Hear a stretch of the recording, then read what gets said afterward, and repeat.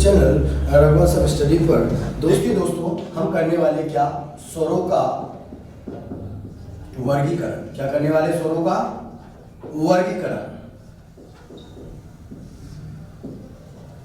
क्या करने वाले दोस्तों? स्वरों का वर्गीकरण करने वाले हैं। तो देखिए यहाँ अगर हम सबसे पहले अगर बात करें स्वरों का वर्गीकरण में, तो हम जो सबसे पहले डिस्कस करने वाले अ जाएगा। बात समझ में आती है दोस्तों? तो मैं यहाँ पर कुछ लिख रहा हूँ, देखें, नोट करके लिखना है इनको। देखिए यहाँ पर कुछ कहा मैंने, क्या कहा? अ के साथ ई का संपर्क करेंगे, अ के साथ ई का संपर्क करेंगे तो आंसर क्या आएगा दोस्तों? ए आएगा। क्या आएगा? ए आएगा। मैंने अगला क्या कहा कि अ के साथ बड़ी ई का संपर्क करिए, अ के साथ ई का संपर्क करिए तो आंसर क्या आएगा? आई आएगा। बोला हाँ या ना? मैंने कहा अ के साथ उ का संपर्क करिए, रटना मत, देखते जाइए बस। आप इसको रट के जाओगे, एग्जाम में पूछा गया है कई बार, इसको रट के जाओगे तो उस समय भूल जाओगे। यहाँ समझिए, अ का उ के साथ संपर्क तो क्या आएगा? उ आएगा। वैसे मैंने कहा अ का अगर उ के साथ संपर्क हो तो आंसर क्या आएगा? औ आएगा। क्या आएगा दोस्तों? औ आएगा। समझ में आई यहाँ तक की बात है? अब देखिए मैंने एक और कुछ फैक्ट बताया था कि आई और औ कैसे बन सकते हैं। मैंने कहा था आई और औ कैसे बन सकते हैं दोस्तों, तो मैंने कहा इस अ के साथ छोटे वाले मतलब इस ए का करो तो ये एक और प्रकार से आ सकता है। कैसे? देखें कि अ के साथ ए का मेल होगा तो आंसर क्या आ जाएगा? आई आ जाएगा। क्या आ जाएगा दोस्तों? आई आ जाएगा। मैंने कहा अ के साथ ओ का संपर्क किया तो वापस से औ और कैसे आ सकता है? तो मैंने कहा अ के साथ ओ का संपर्क किया तो क्या आ जाएगा दोस्तों? औ आ जाएगा। बात समझ में आती है क्या? तो ये सबसे पहली चीज को आप जान लीजिए। यहाँ पर मैंने कुछ लिखा है उसकी वजह देखें, और ऐसा क्यों समझाया आपको, ताकि आप मजबूरी में ना मान ले कि संयुक्त स्वर होते हैं तो होते हैं। क्यों होते हैं उसकी वजह समझ में आई, क्योंकि कितने से मिलकर बने हैं? दो से। कम से कम कितने से मिलकर बने हैं? दो से। संयुक्त मतलब होता है दो चीजों का आपस में मिलना, और जिन स्वरों में दो चीजें आपस में मिली क्या कहलाया? संयुक्त। ये भी इसमें भी आपने देखा होगा दो मिले थे, लेकिन वो क्या एक जैसे थे कि अलग अलग थे? वो एक जैसे थे, इसलिए मूल कहलाए, और जो अलग अलग थे इसलिए क्या हुए? संयुक्त कहलाए। बात समझ में आती है? चलिए इन्हीं पर एक क्वेश्चन पूछता हूं आपसे। चलिए बताइए। औ देखिए अगर सिखा दिया है, क्या किया मैंने? सिखा दिया है तो उसको कोशिश करना, थोड़ा माइंड चलाइएगा।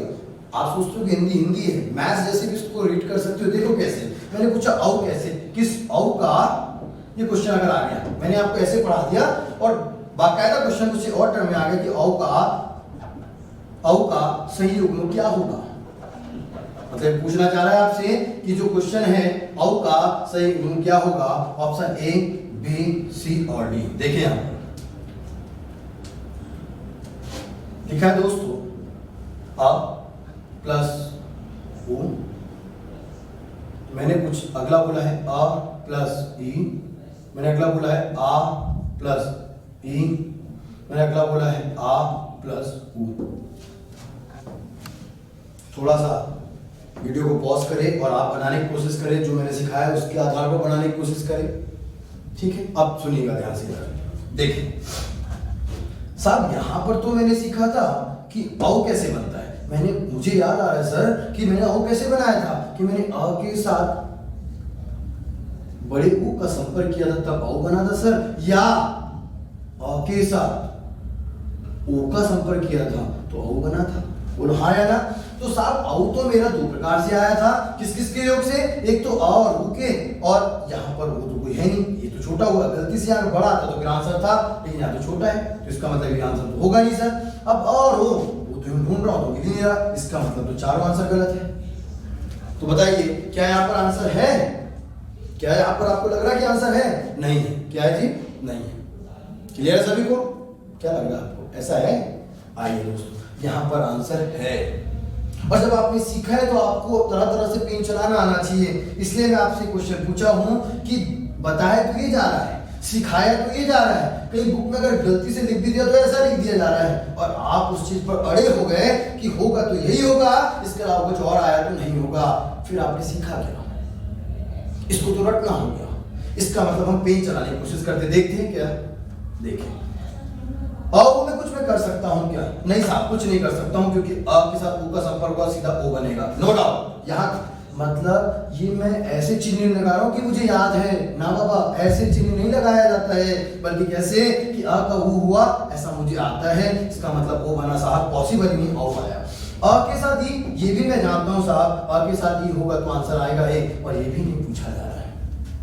आ के साथ अगर ई तो दोस्तों आ है, ई है, देखिए ध्यान से देखिएगा, आ है प्लस ई है, क्या और कुछ मैं तोड़ सकता हूं? तो हाँ जी साहब, मैंने सुना था क्या कि आ कैसे बनता है, जब आ के साथ आ का संपर्क हो तो क्या बनता है आ। ई कैसे बनता है, जब ई के साथ ई का संपर्क हो। ऊ कैसे बनता है, जब ऊ के साथ ऊ का संपर्क हो। तो जरा यहाँ तो देखिए क्या लिखा है आ, इसको कैसे तोड़ सकते हैं दोस्तों, अ प्लस अ, और इधर क्या है,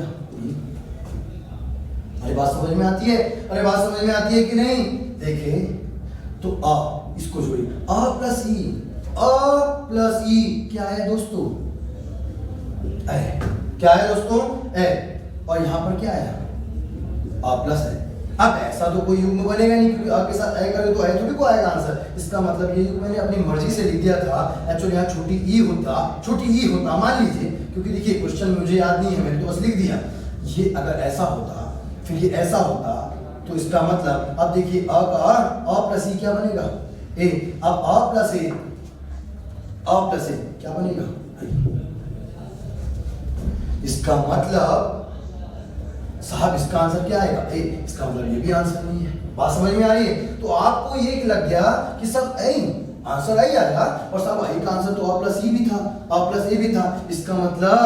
इसका मतलब क्या हुआ दोस्तों कि इसका आंसर आ प्लस ई भी क्या आंसर दे रहा है, आई। और ऐसे कहीं और आंसर दे सकते हैं, तो उसका मतलब हम हर चीज लिखेंगे नहीं, मतलब आपको जब सीख जाओगे ना दोस्तों, तो ऐसे 10 के भी आंसर आई होंगे तो आप निकाल पाओगे। रटने वाले केवल ये रट लेंगे, बाकी आप ध्यान रखो ये रट लेंगे। ये आ गया तो एग्जाम में शायद तो आंसर हो सकता है यहाँ का आई पूछता तो भी वो निकाल नहीं पाता, पर अभी आप, मुझे उम्मीद है कि आप निकाल पाओगे। समझ में आ रहा है मेरी बात को? सीखें।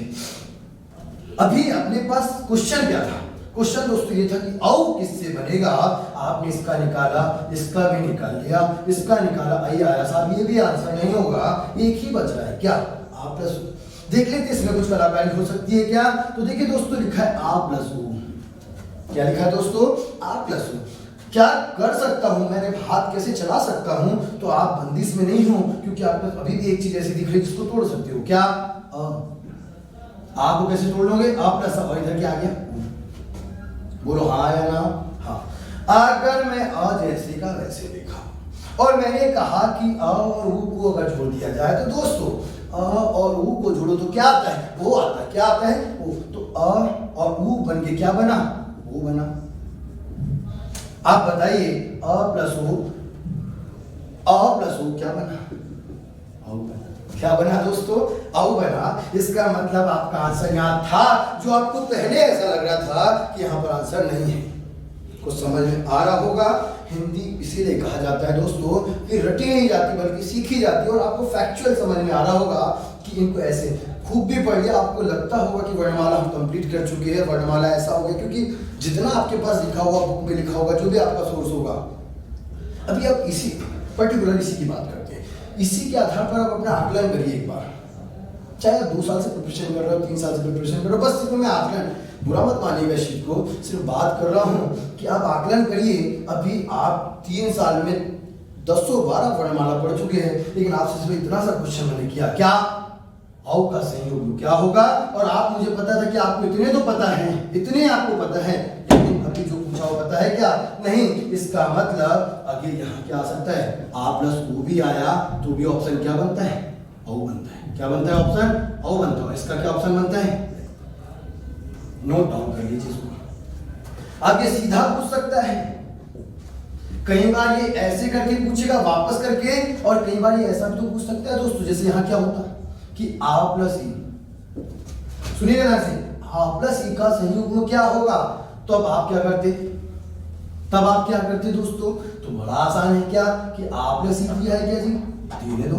तो आपने तो आ प्लस ई सीखा ही नहीं है, बोलो ना, आ प्लस ई तो आपने सीखा ही नहीं है, तो आप क्या करोगे, हाँ मेरे पास ऑप्शन है, मैं इसको कम कर लेता हूं, मतलब आ को तोड़ लिया 2 भाग में, इधर आ गया आपका ई।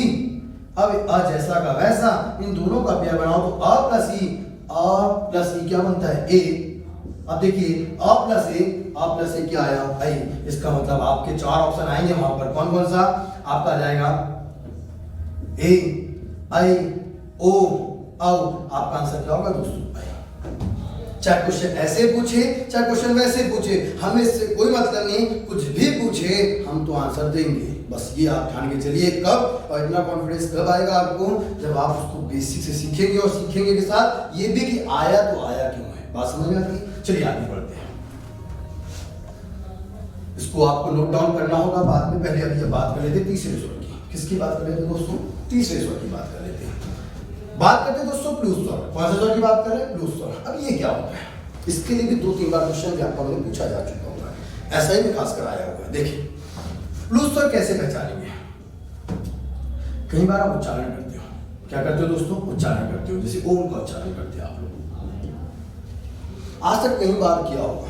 क्या वैसे बोलते हो? ओम नमः शिवाय ना।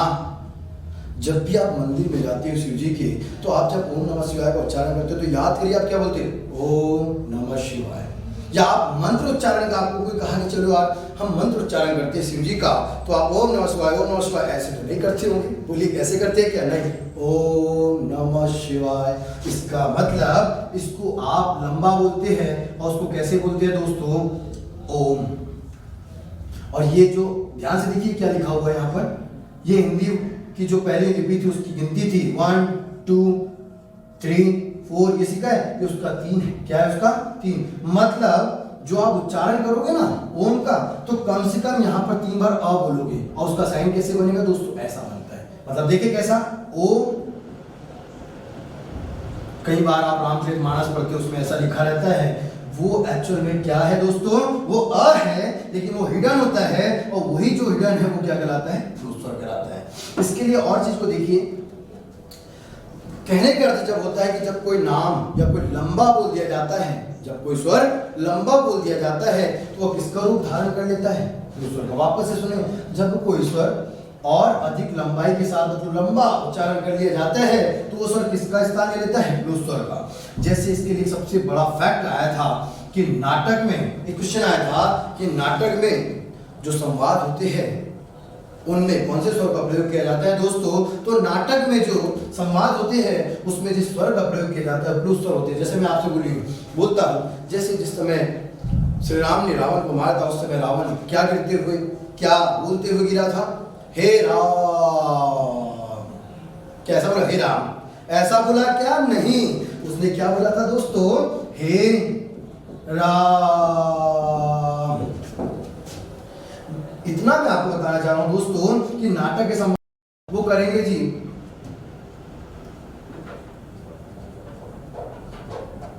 उच्चारण के समय या मात्रा के आधार पर। पहले हम किसके आधार पर पढ़ेंगे? वर्गों का, स्वरों का वर्गीकरण कैसे करेंगे? उच्चारण के समय या मात्रा के आधार पर। उसके बाद अगर हम दूसरा अगर हम इस पर डिस्कस करेंगे स्वरों के बारे में, तो पहले हम देख लेते हैं कि हमें पढ़ना क्या क्या है। उसके बाद हम डिवीजन करेंगे, ताकि आपको ये पता होगा कि जब हम ये पढ़ रहे हैं तो अगला नेक्स्ट हम क्या पढ़ने वाले हैं। उसके लिए मैं आपको पहले बता देता हूँ कि सबसे पहले स्वरों का वर्गीकरण में क्या देखेंगे? उच्चारण के समय के अनुसार या मात्रा के आधार पर वर्गीकरण। उसके बाद देखेंगे ओंठ, जिसको हिंदी में ओष्ठ के आधार पर। किसके आधार पर जी? ओष्ठ के आधार पर। अगर हम स की बात करें तो वो किसके आधार पर होगा? जीभ के आधार पर। किसके आधार पर दोस्तों? जीभ के आधार पर। क्या क्या करने वाले उस चीज को देखें। अगर हम अगले की बात करें जीभ के आधार के बाद, तो ये आएगा दोस्तों मुख के आधार पर। किसके आधार पर? मुख के आधार पर स्वरों का वर्गीकरण। इसको और बोला जा सकता है तालु या मूर्धा की स्थिति के आधार पर। तालु या मूर्धा की स्थिति के आधार पर। उसके अलावा दोस्तों देखिए, तो हम इसके अलावा और पढ़ सकते हैं क्या कि अन्य स्वर क्या है। कोई और अन्य स्वर है क्या? उनके बारे में बात करेंगे। बात समझ में? उसके अलावा अगला जो टॉपिक होगा इसमें, वो हम करेंगे कि स्वरों का उच्चारण स्थान क्या है। स्वरों का उच्चारण स्थान क्या होगा। अगला हम इसमें देखने वाले हैं कुछ महत्वपूर्ण बिंदु और कुछ कॉन्सेप्ट होंगे। मतलब अब हम स्वर के ऊपर जो डिस्कस करने वाले हैं दोस्तों, वो ऐसे डिस्कस करने वाले हैं कि सबसे पहले स्वरों का वर्गीकरण 4 आधार पर करेंगे हम, ये मुख्य है। उसके बाद हम अन्य स्वर, कहीं और कोई स्वर होते हैं कि उनके अलावा जो बाहर से आया हुआ जिसे विदेशी स्वर कहा जाता है उसके बारे में बात करेंगे।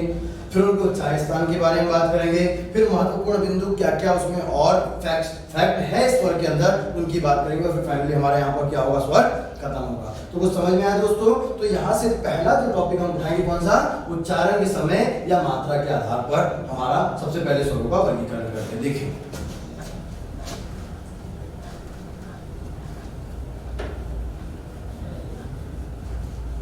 चलिए दोस्तों, सबसे पहले हमने कहा था क्या, उच्चारण के समय या मात्रा के आधार पर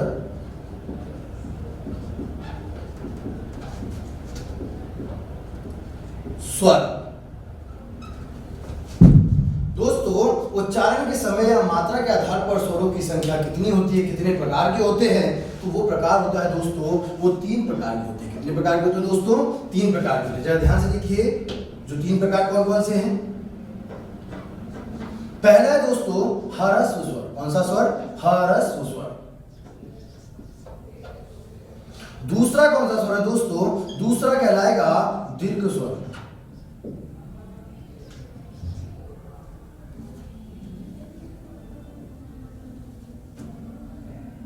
दीर्घ स्वर कौन सा स्वर है दोस्तों? दीर्घ स्वर। और तीसरा जो महत्वपूर्ण है दोस्तों, वो है आपका प्लुत स्वर। कौन सा स्वर दोस्तों? प्लुत स्वर। इस प्रकार कह सकते हैं कि उच्चारण के समय के आधार पर या मात्रा के आधार पर स्वर कितने प्रकार के होते हैं? 3 प्रकार के होते हैं। दोस्तों इनके कुछ अलग नाम भी है, वो सब एक साथ लिख दे, जिससे आपका क्या होगा कि कोई भी क्वेश्चन अगर व्यापक में या किसी भी एग्जाम में आपसे पूछ लिया जाए तो आप कंफ्यूज ना हो जाए, क्योंकि इनके एक एक के 2-2, 3-3, 4-4 नाम हैं जो आपको मैं लिख देता हूं, जिससे आपको ये टेंशन नहीं होगा कि ह्रस्व स्वर अलग है क्या, लघु स्वर अलग है क्या, मूल स्वर अलग है क्या। तो देखिए ध्यान से मैं लिख रहा हूं उनके लिए। इनके अन्य नाम क्या क्या है? ह्रस्व का अन्य नाम क्या है? मूल स्वर। कौन से स्वर जी? मूल स्वर। जिनकी उत्पत्ति के समय जो स्वर थे वो 4 कौन थे? मूल स्वर थे। उसके बाद अगर बात करें तो लघु स्वर। कौन से स्वर जी? लघु स्वर भी इसी का नाम होगा। उसके अलावा बात करें तो छोटा स्वर भी यही होंगे।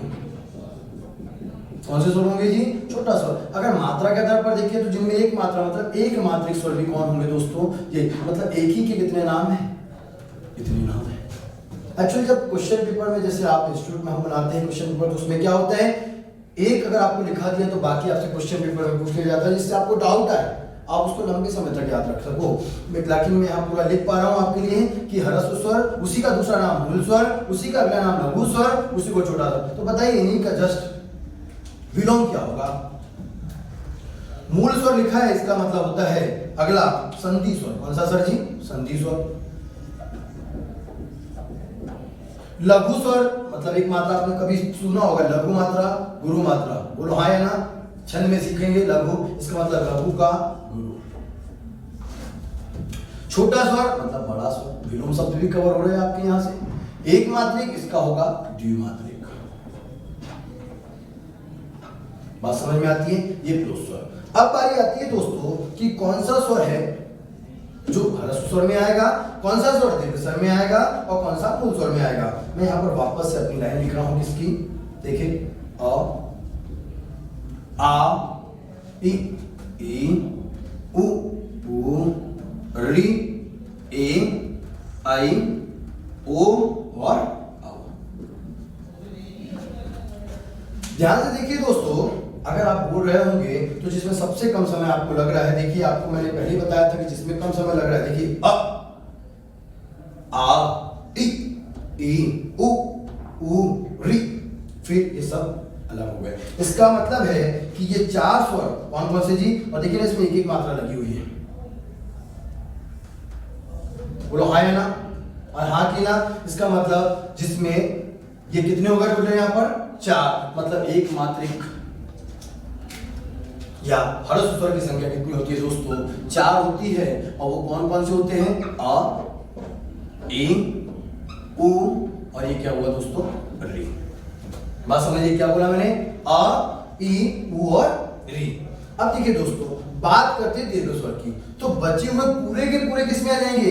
ये देखिए, बचे हुए पूरे के पूरे जो होंगे वो किस में आ जाएंगे दोस्तों? ये दीर्घ स्वर में। तो कितनी संख्या होगी दीर्घ स्वरों की? 1 2 3 4 5 6 और 7। मतलब केवल मूल स्वर को छोड़ दीजिए तो बाकी बचे हुए सब कौन से स्वर होंगे? दीर्घ स्वर। तो यहाँ दीर्घ स्वरों की संख्या कितनी होगी? 7। लेकिन एक चीज का ध्यान रखना है दोस्तों, इसमें भी कुछ फैक्ट है। क्या? देखिए यहाँ पर इसमें पहला पूछा गया है कि मूल दीर्घ स्वरों की संख्या कितनी होती है। क्या पूछा दोस्तों? कि मूल दीर्घ स्वरों की संख्या कितनी होती है। और दूसरा है दोस्तों संयुक्त दीर्घ स्वर। कौन सा है दूसरा? संयुक्त दीर्घ स्वर। देखिए ऊपर देखिए क्या लिखा है? मूल स्वर। और ये क्या पूछ रहा है?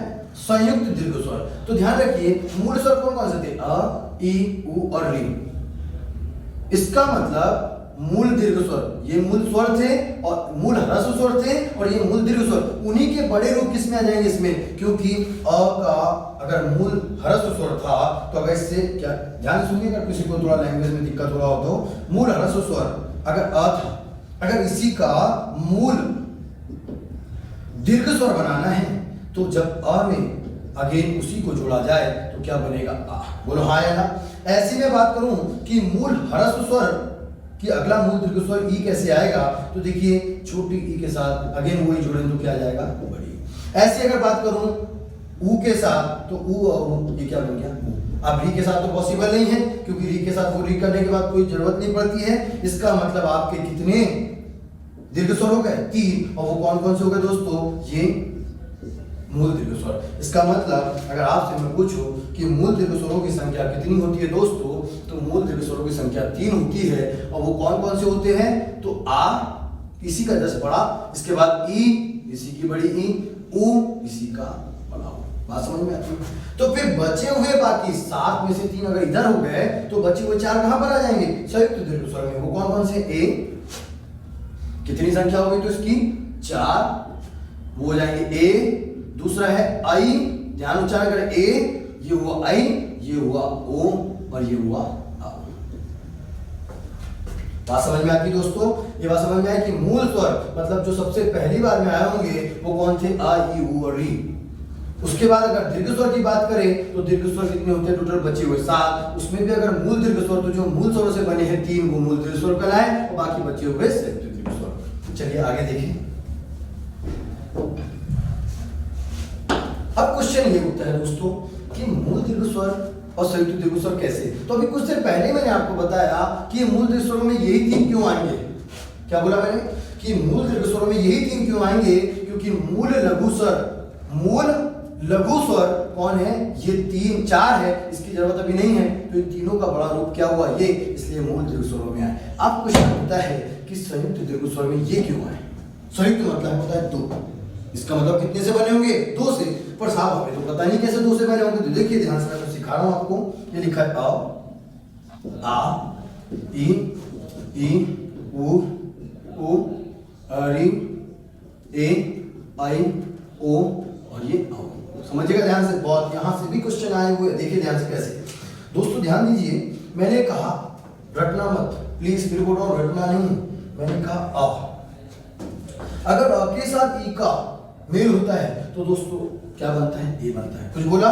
इसी लाइन को मैंने कहा तो उस लाइन की ध्यान रखिए, उस लाइन का वो लाइन बहुत ही इंपॉर्टेंट है। बहुत से फैक्ट वहीं पर हिडन है, लोग उसको रट के जाते हैं एग्जाम में, लेकिन रटने की जरूरत नहीं है। सब कुछ यहाँ पर दिखने वाला है आपको। मैंने कहा अ से ई का संपर्क हुआ, मेल हुआ, मतलब अ और ई का मेल हुआ तो आंसर क्या आता है दोस्तों? ए आता है। ऐसे ही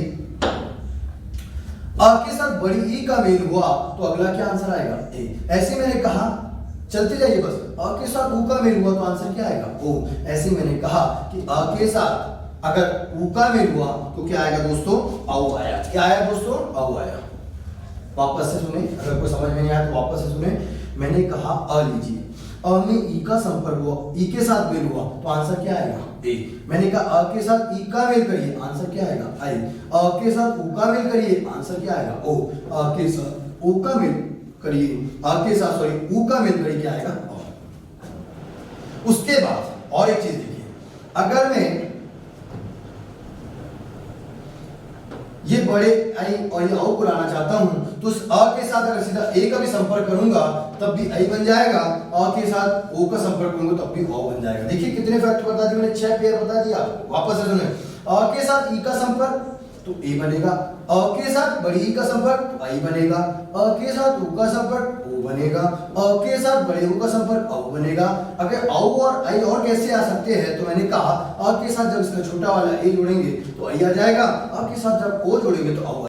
बाद में अगर कोई लड़ाई भी हो रही है किसी मेघनाथ और लक्ष्मण के बीच में लड़ाई हो रही, तो अगर मेघनाथ बोला जा रहा है लक्ष्मण के द्वारा कि मेघनाथ, तो मेघनाथ, इसका मतलब क्या समझ में आया दोस्तों कि नाटक के संवादों में जो स्वर का प्रयोग किया जाता है, क्वेश्चन था उसमें कौन सा स्वर का प्रयोग किया जाता है, आंसर लघु स्वर, गुरु स्वर, प्लुत स्वर, इनमें से कोई नहीं, आंसर क्या था, प्लुत स्वर। जिनको पता है, जो उनको बेसिक केवल इतना पढ़ लेना कि ओम प्लुत स्वर है ना, पॉसिबल नहीं, ऐसे समझे उसको, सीखे क्या है, क्यों है, कैसे है, बात समझ में आती है। तो अब बारी आती है कि सर कितने बार, तो सुनिएगा ध्यान से, हमने आने का उच्चारण के समय, अभी आपने उच्चारण देखा, मात्रा की बात करें तो जिनमें एक मात्रा का समय लगता है वो क्या कहलाते हैं, लघु स्वर। जिसमें दो मात्रा का, दो मतलब इसको गुरु बोलते हैं, वो कौन सा स्वर, दीर्घ स्वर। और जिसमें कम से कम कितनी मात्रा, जिसमें कम से कम कितनी मात्रा, 3 मात्रा, अधिक की कोई लिमिट नहीं। प्लुत स्वर में अधिक की कोई लिमिट नहीं है। अगर किसी अच्छे कोई अगर हिमालय पर तपस्या कर रहा हो, अगर उनको ओम बोलने लगा दी जाए तो उनकी कैपेसिटी कितनी होगी आप समझ सकते हो। इसका मतलब कम से कम तो कितने बार बोलेगा वो, 3 बार, अधिक से अधिक कितना भी हो सकता है। तो जिनमें एक मात्रा का समय लगता है वो ह्रस्व स्वर, मूल स्वर, लघु स्वर, छोटा स्वर या एक मात्रिक स्वर कहलाते हैं। जिसमें 2 मात्रा का समय लगता है वो दीर्घ स्वर, संधि स्वर, गुरु स्वर, बड़ा स्वर, द्विमात्रिक स्वर कहलाते हैं। जिसमें 3 मात्रा, कम से कम 3 मात्रा, अधिक से अधिक कितनी भी हो सकती है, वो कौन सा स्वर कहलाता है दोस्तों, प्लुत स्वर कहलाता है। बात समझ में आ रही है। यहाँ पर ये मैंने कुछ लिखा है, इसका मतलब आप, मैं कुछ लिख देता हूं यहाँ पर इंपॉर्टेंट, कि नाटक के संवादों में, नाटक के संवादों में प्रयुक्त स्वर कौन सा स्वर होगा जी, वो स्वर होगा प्लुत स्वर। कौन सा स्वर होगा, प्लुत स्वर। और अगर आपको देखना है कैसे, तो देखिए मैंने आपको लिख के बताया था कि ओम जो होता है वो आप उच्चारण करते हो तो कम से कम ऐसे उच्चारण करते हो, बोलो हाँ है ना, मतलब कम से कम कितने बार हो, कम से कम 3 बार। कितने बार दोस्तों, कम से कम 3 बार। देखिए यहां पर कम से कम 3 बार, अधिक से अधिक की कोई लिमिट नहीं है। अगर मैं बोलूं राम तो राम, अगर बोला मेघनाथ, मेघनाथ। अरे बात समझ में आ रही है। इसका मतलब प्लुत स्वर रिटर्न होता है, जो दिख नहीं रहा होगा आपको, लेकिन आप समझ में आया ये क्या होता है एक्चुअल में। ये अब ड जैसा दिख रहा है, ड नहीं है, इसको उच्चारण में क्या होता है, आ होता है। क्या होता है उच्चारण में, आ। समझ में आया। अब बारी आती है कि साहब मुझे पता है कि ह्रस्व स्वर, मूल स्वर हो या लघु स्वर कुछ भी आ जाए, मुझसे क्वेश्चन पूछे कि ह्रस्व स्वर की संख्या कितनी होती है, तो सर मैं बता पाऊंगा 4 होती है। कितनी होती है, 4 होती है। लेकिन अगर मुझसे पूछे दीर्घ स्वर की संख्या कितनी होती है, तो मैं बता पाऊंगा 7 होती है। लेकिन अगर उसमें मुझसे अलग से पूछे कि मूल दीर्घ स्वर की संख्या कितनी होती है, तब 7 नहीं होगी, कितनी होगी, 3 होगी। अगर मुझसे पूछे कि संयुक्त दीर्घ स्वर की संख्या कितनी होती है, तो 4 होती है, ना कि 7 होती है। क्वेश्चन समझ में आया। एक क्वेश्चन ये हो गया, दूसरा क्वेश्चन ओवरऑल ये हो गया, तीसरा ये हो गया, चौथा ये हो गया। अगर मुझसे पूछ ले कि प्लुत स्वरों की संख्या कितनी होती है, तो उसको कैसे तय करें कि प्लुत स्वर की संख्या कैसी होती है, क्योंकि इसकी तो डेफिनेशन भी नहीं है। बस इतना समझ में आ रहा है कि जब कोई स्वर लंबा बोल दिया जाता है तो वो क्या कहलाता है, प्लुत स्वर बोल दिया जाता है। तो उसको समझते हैं, इसकी संख्या कितनी वो डिसाइड कर लेते हैं। देखिए यहाँ पर इसमें कितनी मात्रा का समय लग रहा है, 1 मात्रा का। इसमें कितनी मात्रा का समय लग रहा है, 2 मात्रा का। इसमें कितनी मात्रा का समय लग रहा है, 3 मात्रा का। देखिए कैसे करेंगे इसको, प्लुत स्वरों की संख्या कैसे निकालना है। दोस्तों देखिए मैं यहाँ कुछ लिख रहा हूं, यहां देखिए, देखिए यहां पर आ, ई, उ, री, ओ, औ। टोटल कितने हैं यहाँ पर, 9। क्या लिखा है दोस्तों, आ, ई उ री, और इधर पर क्या रखा है ए आई, और ये क्या हो गया ओ और औ। आप यहां से निकालना है कि स्वर तो इतने हैं, कितने लिखिए आपके सामने स्वर लिखिए हैं दोस्तों 11। कितने लिखिए आपके सामने 11। अब ये तय करना है कि इनमें से कौन कौन प्लस स्वर में आ सकता है, इनमें से कौन कौन प्लस स्वर में। सीधा ये नहीं, अब ऐसे आपसे नहीं पूछेगा कि निम्नलिखित प्लस स्वर कौन सा है, ऐसा नहीं। अभी सिर्फ संख्या की बात होगी, पहले संख्या को सीखे फिर बात करेंगे दूसरी। जब मैं आ का उच्चारण करता हूं, जब मैं ई का उच्चारण करता हूं, जब मैं ऊ का उच्चारण करता हूं, देखिएगा ध्यान से 1 2 3 4 5 6 7 8। देखिए ध्यान से, मैं अगर अ का उच्चारण करता हूं तो क्या कभी अ, क्या बताइए, क्या कभी अ कितने लंबा में अ को बोलूं तो क्या आ हो जाएगा, क्या नहीं होगा। आप देखिए कभी आ नहीं होगा, इसका मतलब प्योर है, मतलब आ चल रहा है। आ की बात करूं, आ ये बदलेगा क्या, नहीं बदलेगा। ई की बात करता हूं, ध्यान से समझना, छोटा सा कॉन्सेप्ट है। ई की बात कर रहा हूं, ई मैंने सिखाया था बोलना ई, तो देखिए ई मतलब कम समय, बड़ी मतलब लंबा समय। अब मैं इसको बोल रहा हूं लंबा ई, देखिए ध्यान से, ये छोटी ई जो है वो कन्वर्ट हो गई ई के अंदर, छोटी ई के अंदर कन्वर्ट हो गई, तो क्या इस ई की जरूरत पड़ी प्लस स्वर में, नहीं। जो कन्वर्ट हो जाएगा वो प्लस स्वर नहीं कहलाएगा, जो अपना खुद का अस्तित्व रखेगा वो प्लस स्वर में आएगा। देखिए अगला ई की बात कर रहा हूं, ये बड़ी ई, कितना भी करूं बड़ी बड़ी ही रहेगी। अब बात करता हूं ऊ की, किसकी बात कर रहा हूं दोस्तों, ऊ की। मैं ऊ को बोलना स्टार्ट किया, ऊ मतलब ये ऊ अपना अस्तित्व खो देगा और किसमें बदल जाएगा, ऊ के अंदर। बात समझ में आ रही है। री को अभी छोड़िएगा, री कितना बोलूंगा, री बना रहेगा। ए, कितना लंबा भी मैं ए को बोलूं क्या वो ए बनेगा, नहीं बनेगा। देखिए एक बार कोशिश करके, ए रह जाएगा, रहेगा यहाँ पर। आई की कोशिश करें, आई, क्या कुछ और बन रहा है, नहीं बन रहा, वही रह जाएगा। ओ की बात करिए, ओ क्या आओ बन रहा, नहीं बन रहा, वही रह जाएगा। आओ की बात करें, आओ वही रहेगा, नहीं बदलेगा। तो आपने देखा होगा, देखिए यहाँ पर केवल और केवल कौन कौन से, एक तो छोटी और एक छोटा हो, केवल ये दोनों अपना रूप बदलकर बड़े वाले में परिवर्तित हो जा रहा है। जैसे छोटी किसमें कन्वर्ट हो गई, ई में जब लंबा बोला, और छोटा हो किसमें कन्वर्ट हो गया, बड़े ओ में जब लंबा बोला। तो अगर इन दोनों को हटा दिया जाए तो संख्या कितनी बचती है, 9। कितनी बचती है दोस्तों, 9। इसका मतलब वे स्वर, जब हम किसी स्वर को लंबा बोलते हैं, उच्चारण करते हैं और उनमें कोई परिवर्तन नहीं होता। प्लस स्वर को डिफाइन कर रहा हूं, ध्यान से सुनिएगा कि जब, सुनिएगा ध्यान से, कि जब हम किसी स्वर का उच्चारण करते हैं और वो स्वर अपना स्थान या अपना जो होना चाहिए अस्तित्व या अपना रूप बदलता नहीं है, तो वे पूरे के पूरे प्लस स्वर में आएंगे। लेकिन वे स्वर जिन्हें उच्चारण करते हैं और उच्चारण करते समय वे अपना रूप परिवर्तित कर लेते हैं, वे प्लस स्वर के अंदर नहीं आएंगे। इसका मतलब यहाँ पर जो था ई, ऊ, इन दोनों ने अपना रूप परिवर्तन करके एक बड़ी में कन्वर्ट हो गया और वो किस में कन्वर्ट हो गया, ऊ में। तो बताइए कौन कौन सा आपके पास प्लस स्वर बचा, एक तो अ, दूसरा आ, तीसरा बड़ी, चौथा ऊ, पांचवा री, छठवा, सातवां, आठवां, नौवां। टोटल कितने हो गए, 9।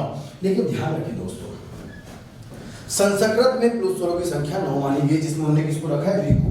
लेकिन अगर हिंदी में आपसे प्लस स्वरों की संख्या पूछी जाए तो हिंदी में प्लस स्वरों की संख्या कितनी होती है, 8 होती है। बात समझ में आई क्या है, चलिए देखिए क्या बोला मैंने आपसे कि हिंदी में, यहां पॉइंट लिख रहा हूं, हिंदी में प्लूत स्वरों की संख्या कितनी होगी, प्लूत स्वरों की संख्या 8 होगी। कितनी होगी दोस्तों, 8। और वो कौन कौन से प्लूत स्वर है आपके सामने, तो देखिए यहां पर कौन कौन से थे। अभी आ ने अपना रूप परिवर्तित किया था, नहीं किया था। आ ने किया था, हाँ नहीं किया था। ई ने कर दिया था, बड़ी ई ने किया था, नहीं किया था। बड़े ऊ ने किया था, नहीं किया था।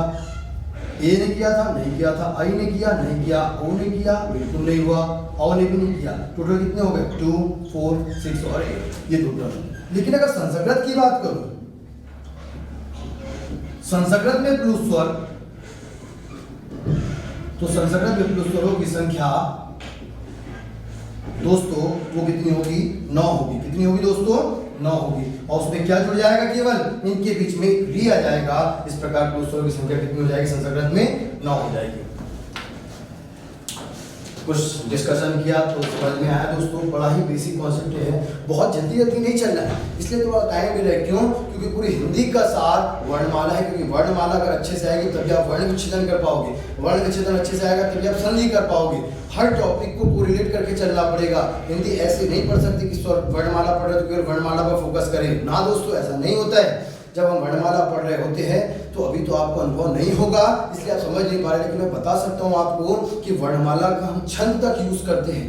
आप समझ सकते हैं छंद कहाँ पर आने वाला है। अभी मैंने आपको जब पहली क्लास में पूरा सिलेबस दिखाया, उस सिलेबस को वापस से देखे जाकर, बिना उस सिलेबस को देखे बिना आप कोई भी वीडियो ना देखें, क्योंकि जब तक आपको सिलेबस के बारे में ज्ञान नहीं होगा कि हिंदी में कौन सी चीज़ को सीखा जाता है, कौन सी चीज़ को पढ़ा जाता है, जब तक आप अच्छा नहीं कर पाओगे दोस्तों।